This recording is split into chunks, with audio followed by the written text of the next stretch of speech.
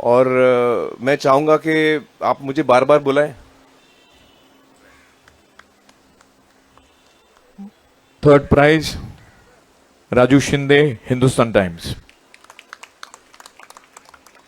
बहुत दिनों के बाद मीरा रोड से बम्बई की तरफ जाना हुआ, और वो भी इसलिए कि मुंबई स्थित मुंबई प्रेस क्लब, जो सभी बड़े अखबारों के जो रिपोर्टर और एडिटर हैं या डिजिटल में जो टीवी पर काम करते हैं, उनका एक संगठन है। वहाँ का मैं एक मेंबर हूँ, जो बहैसियत मुझे उस प्रोग्राम के लिए आमंत्रित था। मैं मुशर्रफ शमसी उस खबर को दिखाने जा रहा हूं जिसमें फिल्म स्टार आमिर खान उसके मुख्य अतिथि थे। आप सभी को नमस्कार और आदाब। ये हर साल मुंबई प्रेस क्लब में एक प्रोग्राम होता है जिसमें फोटोग्राफर अपने साल भर के फोटोग्राफी को प्रदर्शित करते हैं। उनमें जो है कुछ फोटोग्राफरों को कई तरह के इनाम मिलते हैं जिनका फोटो बहुत ही अच्छा होता है या मार्मिक होता है। इस प्रोग्राम में आमिर खान आए और उन्होंने अपनी स्पीच में ये भी कहा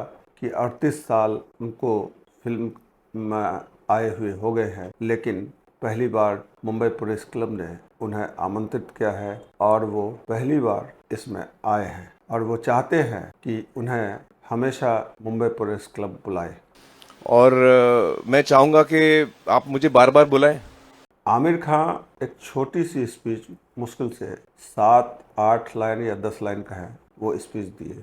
हालांकि उनके पास बात करने के लिए बहुत से मौजू होंगे, लेकिन ऐसा लगता है कि वो कुछ भी मुतनाज़ा बात नहीं करना चाहते हैं जिससे देश में, मुल्क में हैजान पैदा हो। आमिर खान से पहले मुंबई प्रेस क्लब के सदर समर खड़से ने बात की, और वो फोटोग्राफी क्या चीज़ होती है, कितना ख़तरनाक होता है, उनका उन्होंने एक व्याख्या की और कहा। इसी प्रेस क्लब के मेंबर थे दानिश सिद्दीकी, जो अफ़गानिस्तान में जो अमेरिका को भगाने के लिए तालिबान फिर से उभरा था, उसमें शूटिंग करते हुए शहीद हो गए। उन्होंने एप्स्टीन फाइल में इंग्लैंड के राजकुमार का नाम आया और उनकी गिरफ्तारी का फ़ोटो किस तरह एक इंग्लैंड का फोटोग्राफ़र हासिल किया, उसकी पूरी बात उन्होंने सामने रखी। हाल ही में अमेरिका में एप्स्टीन फाइल का मसला निकला, आप सभी जानते हैं, और उसमें दुनिया भर के कई बड़े बड़े लोग, आला लोग, उनका नाम आ गया। बड़ी कंट्रोवर्सी हुई पूरे दुनिया में, हिंदुस्तान में भी कई नाम आए, और यूरोप में उसके बारे में काफी गर्माहट हो गई। इंग्लैंड के जो प्रिंस थे एंड्रयू विलियम्स माउंटबैटन, उनका नाम भी इस मसले में उछाला गया, एप्स्टीन फाइल में आ गया। उस पर इंग्लैंड में काफी राजनीतिक माहौल में, उनके राजनीतिक परिप्रेक्ष्य में काफी गर्माहट हुई, काफी डिबेट हुई, उनके ऊपर काफी क्रिटिसिज्म हुआ, और उनका जो हौदा था राजकुमार का, वो निकाल दिया गया, सरकार ने उसे निकाल दिया। उसके बाद भी ये रुका नहीं, तो उनको गिरफ्तार करने का निर्णय जो है इंग्लैंड के सरकार ने लिया। और जब ये हुआ तो वहां के सारे पत्रकारों को, फोटोग्राफर्स को ये बात समझी। इंग्लैंड में एक नॉर्फॉक नाम की एक काउंटी है, जिसे हम जिला या परगना जो भी कहे, वहां पर उन्हें अरेस्ट करेंगे ऐसा कहा गया। ये बात आई तो काफी लोग, सारे जो इंग्लैंड के जर्नलिस्ट थे, इंटरनेशनल एजेंसीज, इंटरनेशनल न्यूज़पेपर्स के सारे लोग दौड़े। वहां पर कुल कुछ 20 पुलिस स्टेशंस थे, उसमें कहां पर ले जाएंगे, क्या होगा, किसी को कुछ नहीं पता था। वहां की सरकार ने काफी सीक्रेसी मेंटेन की थी, क्योंकि मामला बड़ा पेचीदा था, राजघराने का प्रिंस था, और ऐसे मसले में वो पूरे दुनिया में उसकी खबरें हो रही थी।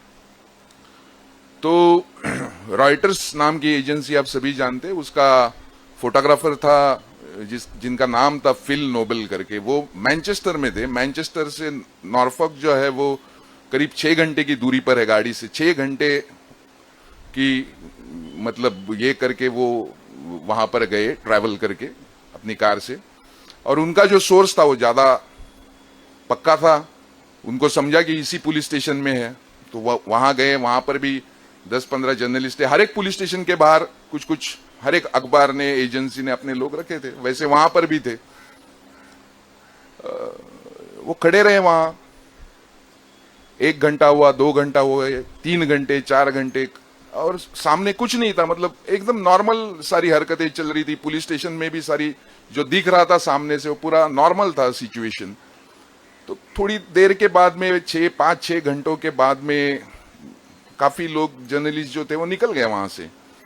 10 घंटे तक ये जो नोबेल थे वो वहां रुके, और वो भी बाद में उनको भी लगा कि उनके कि शायद नहीं होगा यहाँ, और वो निकलने वाले थे। तभी उनके सोर्स का फोन आया कि नहीं, अभी उनको मतलब लेके जा रहे वापस। और उन्होंने कैमरा निकाला। तब तक सारे लोग गए थे, रात हो गई थी, पूरा अंधेरा था, और पुलिस स्टेशन से जो है 2-3 कारों का काफिला निकला। उसमें से कौन से कार में एंड्रयू बैठा है, क्या है, किसी को कुछ पता नहीं था। और ऐसे में फोटो खींचना बड़ी मुश्किल बात होती है। एक तो सामने की जो विंड होती है उसमें से लाइट रिफ्लेक्ट होता है, फोकस करना बड़ा मुश्किल काम है। आपका फोकस हो जाए तो सब्जेक्ट पे, आप रात है तो फ्लैश चलाएंगे, वो लाइट उस सब्जेक्ट पे कितना ठीक से जा रहा है, नहीं जा रहा है, एक्सपोजर करेक्ट मिलेगा कि नहीं। ऐसे में गाड़ी मूव हो रही है तो शटर स्पीड आपका उतना फास्ट चाहिए। शटर स्पीड फास्ट रहेगा तो उसका एक्सपोजर पे क्या इफेक्ट होगा, ये सारी चीजें हैं। और ये सारा करते हुए फिर उस गाड़ी के सामने ना आ जाए कि खुद का ही एक्सीडेंट हो जाए और कहीं कुछ हो जाए। ऐसे में फिल नोबेल ने 6 शॉट लिए, 6 शॉट वो ले पाया, जिसमें से 2 ब्लैंक गए, 2 में केवल पुलिस आई। एक फोटो आउट ऑफ फोकस था जिसमें एंड्रयू था, लेकिन कंप्लीट आउट ऑफ फोकस था। और एक well composed, clean, sharp picture उसको मिला, जो दुनिया के सारे अखबारों ने छापा, सारे डिजिटल मीडिया ने उसे पब्लिश किया। और उसको जब पूछा गया तो उसने यही बताया कि इसमें मतलब एक तो भगवान का भी हाथ होता है और थोड़ा बहुत आपका पेशेंस और आपका स्किल होता है।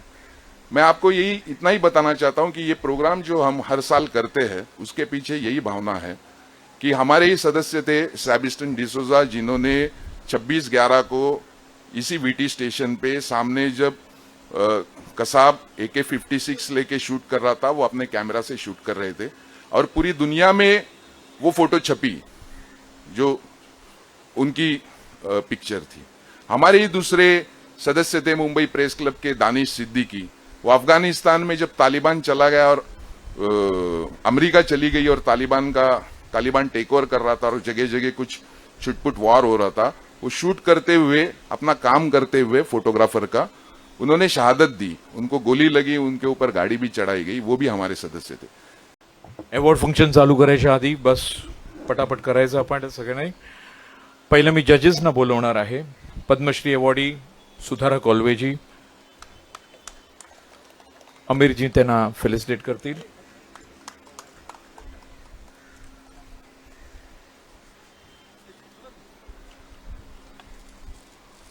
Amolji Shedge, film maker, writer, director, हे पण आधी फोटो जर्नलिस्ट होते. सुधारक दादा पण फोटो जर्नलिस्ट होते.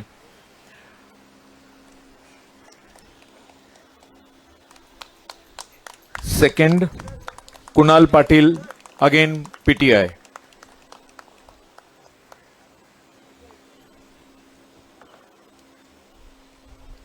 नमस्कार.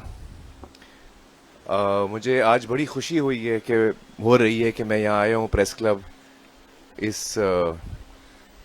इस प्रोग्राम में मुझे करीबन 88 में मेरी पहली फिल्म आई थी, तो 38 इयर्स हो गए हैं इस इंडस्ट्री में. और इन 38 इयर्स में मेरा एक बहुत ही ख़ास रिश्ता हो गया है फोटोग्राफर्स के साथ, क्योंकि हम लोग बार बार मिलते हैं, अलग अलग जगह मिलते हैं.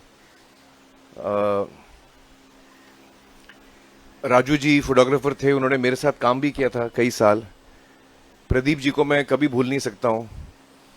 तो एक ऐसी दोस्ती हो गई और ओवर द इयर्स एक ख़ास रिश्ता हो गया। तो मुझे आज उस वजह से बहुत खुशी हो रही है कि मैं आज यहाँ आया हूँ और ये शाम मैं आपके साथ बिता रहा हूँ, और जो कमाल के फोटोग्राफर्स हैं उनको सम्मानित किया जा रहा है। इस शाम का मैं हिस्सा बन चुका। बहुत बहुत शुक्रिया मुझे बुलाने का, थैंक यू सो मच। वाकई में an image, a photograph speaks more than 1,000 words. एक इमेज जो होती है वो आपको हर चीज उसके बारे में आप जान लेते हो, समझ लेते हो, आपको दिल को छू लेती है without using any words. And photography has that power. तो मुझे बड़ी खुशी है कि इतने, जब मैं ऊपर आ रहा था तो मैं सारे विनर्स के फोटोग्राफ्स देख रहा था जो सीढ़ियों पे लगे हुए थे, और वाकई बहुत ही कमाल का काम मैंने देखा।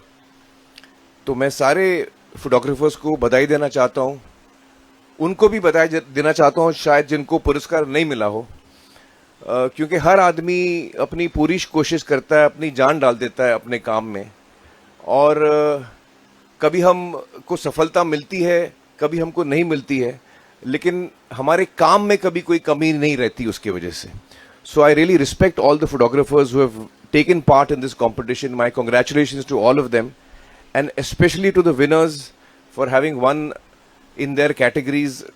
बहुत ही अच्छा काम मैंने देखा, और मैं चाहूँगा कि आप मुझे बार बार बुलाएं और मैं बार बार आऊँ। मैं भी अपने लाइफ में, जब न्यूज़ में, हम न्यूज़पेपर्स में या आजकल ऑनलाइन भी हम फोटोग्राफ्स देखते हैं, तो कभी कभी वो एक फ़ोटो का एक इतना गहरा छाप हमारे दिलों पर हो जाता है। So I am really happy that this is being celebrated today, and ये मेरा पहला मौका भी है प्रेस क्लब आने का। तो I am very happy to come here today. इतने सालों के बाद मैं पहली दफ़ा आ रहा हूँ और आप सबसे मिल रहा हूँ, तो मुझे बड़ी खुशी हो रही है। Thank you so much for calling me, and all the very best. मैं इस प्रोग्राम में पूरे वक्त हाजिर रहा। हालांकि ये प्रोग्राम बहुत छोटा था, लेकिन माहौल जो है अच्छा रहा, और जो फोटोग्राफी हुई, हर एक फ़ोटो पर आमिर खान की नज़र गई। और वैसे भी आमिर खान को एक क्रिएटिव अदाकार के तौर पर जाना जाता है, और उसने नीचे से फर्स्ट फ्लोर पर जाते हुए, टेरेस पर जाते हुए हर एक फ़ोटो का बहुत ही अच्छे से जायज़ा लिया और उस पर 2 लाइन अपनी बातें रखी। मैं इस छोटे से वीडियो के साथ आपसे विदा लेता हूं, लेकिन मेरे साथ जो भी ये फ़ोटोग्राफ़ी, आमिर खान की फ़ोटोग्राफ़ी और उस प्रोग्राम की फ़ोटोग्राफ़ी क्या, वो अल्तमश एज ए वीडियोग्राफ़र वहाँ मौजूद थे, उन्होंने किया। आखिर में मैं ये कहना चाहता हूँ आपसे विदा लेने से पहले कि इस चैनल को सब्सक्राइब करें, ज़्यादा से ज़्यादा लाइक करें और शेयर करें, और कमेंट देना न भूलें ताकि मेरा हौसला बढ़े। शुक्रिया।